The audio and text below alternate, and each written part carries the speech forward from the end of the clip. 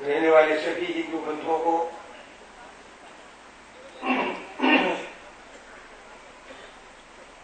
परिषद के कार्य से संबंधित करने के लिए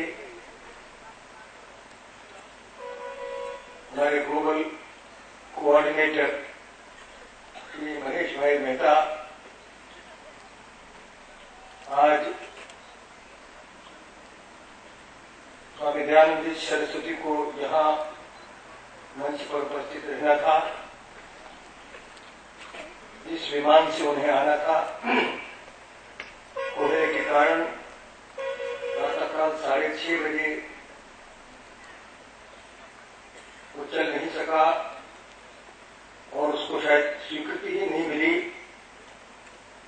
वे वाराणसी शायद आए होंगे और हो सकता है कि कार्यक्रम के बीच में वे यहाँ आए। यहाँ पर इस तृतीय विश्व हिंदू सम्मेलन में विश्व भर के विभिन्न देशों से आए हुए हमारे हिंदू प्रतिनिधि बंधुओं और पूज्य स्वामी जी की भक्त मंडली माताएं और हमारे वेद पाठी छात्रों,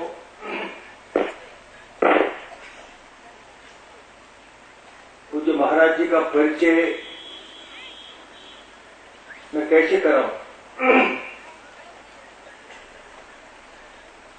दिखने में तो हम सब जैसे ही वे शरीरधारी हैं, किंतु हमारे देश में एक आध्यात्मिक परंपरा है और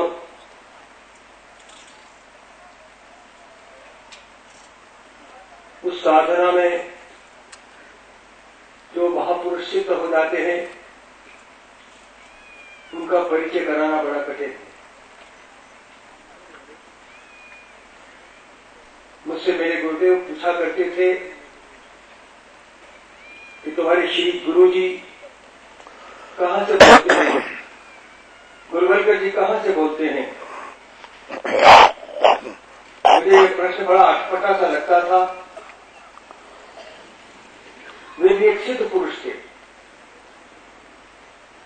कि क्या बोलने के कोई और भी धरातल है क्या? उस समय जब वो प्रश्न उन्होंने पूछा था मैं इसका जवाब देने में असमर्थ था।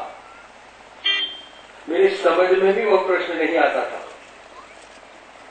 मगर धीरे धीरे उनके संपर्क से और बड़े बड़े महात्माओं के सिद्ध पुरुषों के संपर्क से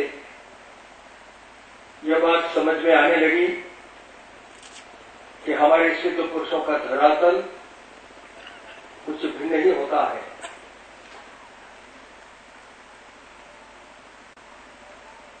पूज्य महाराज जी ने उनके ही द्वारा लिखित यथार्थ गीता जो मुझको दी, मैं उसको दिल्ली ले आया और अचानक मैंने खोला और खोलने के बाद ही 13वें अध्याय का 22वां मंत्र पढ़ने को मिला और महाराज जी की व्याख्या पढ़ने के बाद बहुत से विचार सामने आ गए और शायद बहुत से प्रश्नों का उत्तर भी उसमें से मिला। ये गीता का श्लोक है, अनुमंता न भर्ता भोक्ता महेश्वर परमात्मेति चाप्युक्तो देहेस्मिन् पुरुषः परः। स्वामी अग्रवाल जी महाराज ने इसकी जो व्याख्या की है वो मैं आपको बताना चाहूंगा। उपदृष्टा वह पुरुष उपदृष्टा हृदय देश में बहुत ही समीप, हाथ पांव मन जितना आपके समीप है उससे भी अधिक समीप दृष्टा के रूप में स्थित है। उसके प्रकाश में आप भला करें बुरा करें उसे कोई प्रयोजन नहीं। वह साक्षी के रूप में खड़ा है। यह जो साक्षी के रूप में पुरुष खड़ा है, वही साधना का सही क्रम पकड़ में आने पर जब पति कुछ ऊपर उठा, उसकी ओर बढ़ा, तो दृष्टा पुरुष का क्रम बदल जाता है। वह अनुमति प्रदान करने लगता है, अनुभव देने लगता है। साधना द्वारा समीप पहुंचने पर वही पुरुष भर्ता बनकर के भरण पोषण करने लगता है, जिसमें आपके योगक्षेम की भी व्यवस्था कर देता है। साधना और सूक्ष्म होने पर वही भोक्ता हो जाता है। भोक्ता यज्ञ तपसा, यज्ञ तब जो कुछ भी बल पड़ता है सबको वह पुरुष ग्रहण करता है, और जब ग्रहण कर लेता है उसके बाद वाली अवस्था में महेश्वर, महान ईश्वर के रूप में परिणत हो जाता है। वह प्रकृति का स्वामी बन जाता है, किंतु अभी भी कहीं प्रकृति जीवित है, तभी वह उसका मालिक है। इससे भी उन्नत अवस्था में वही पुरुष परमात्मा की चाप युक्त जब परम से संयुक्त हो जाता है, तब परमात्मा कहलाता है। इस प्रकार शरीर में रहते हुए वही पुरुष आत्मा परह ही है, सर्वथा इस प्रकृति से परे है। अंतर इतना ही है कि आरंभ में वह दृष्टा के रूप में था, साक्षी के रूप में। क्रमशः उत्थान होते होते परम का स्पर्श कर परमात्मा के रूप में परिणत हो जाता। मैंने यह पुस्तक हमारे देश के राष्ट्रपति महोदय को दी। श्री एपीजे अब्दुल कलाम जी के हाथ में जब पुस्तक थी तो मैंने कहा आप इस श्लोक को पढ़िए, और पढ़ने के पश्चात उन्होंने कहा साधना करते करते वही अपने भीतर बैठा जीवात्मा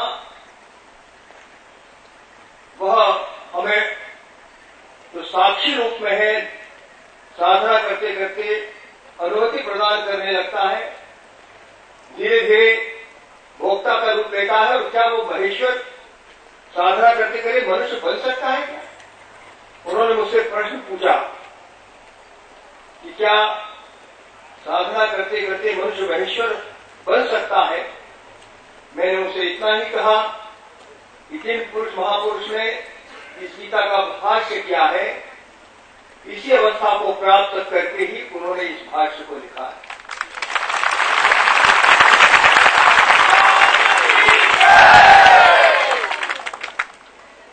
इसलिए कोई दूसरा धरातल भी है क्या?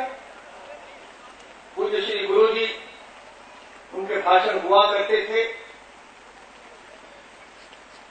हमको लगता नहीं था कि वे केवल जो सांसारिक क्रम जिस प्रकार के बोलने का है उस सांसारिक क्रम से वो बोलते हैं क्या? धीरे धीरे यह बात ध्यान में आई है, और महाराज जी ने जब गीता का भाष्य किया है और प्रत्यक्ष महाराज जी के जो प्रवचन ही नहीं, इस गीता को 4-5 बार मैंने आद्योपांत पढ़ा, तो मुझे ऐसा लगा कि गीता का जिस प्रकार का भाष्य महाराज जी ने किया है वह सामान्य मनुष्य के द्वारा नहीं हो सकता।